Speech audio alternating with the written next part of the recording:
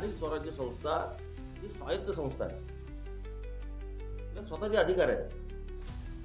तिच्यासाठी एक तिथं सभागृह आहे.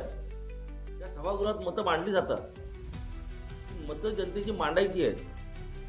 तुमची मतं जनतेवर लादू नका. गेल्या 5 वर्षामध्ये काय झालं ते रत्नागिरीच्या जनतेनं बघितलंय.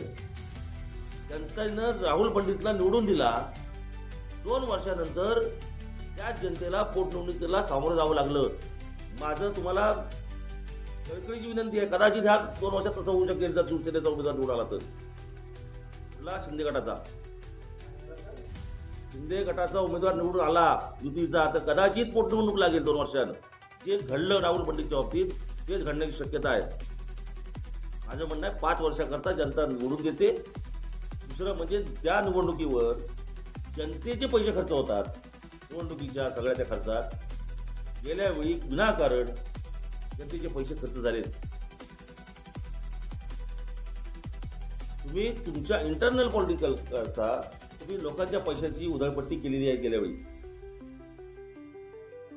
याची कोण गॅरंटी देणार? आता तुम्ही काही सांगाल हो. गेल्या वेळी का पोटनिवडणूक घेतली तुम्ही?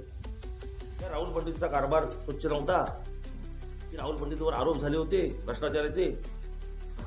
काय झालं होतं? राहुल पंडितचा राजीनामा घेतला गेला.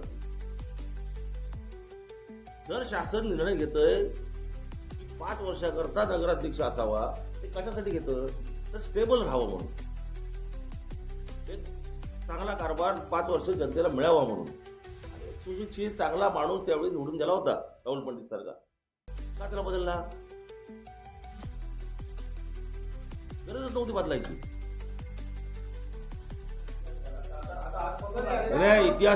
इतिहासाची नोंद ठेवा.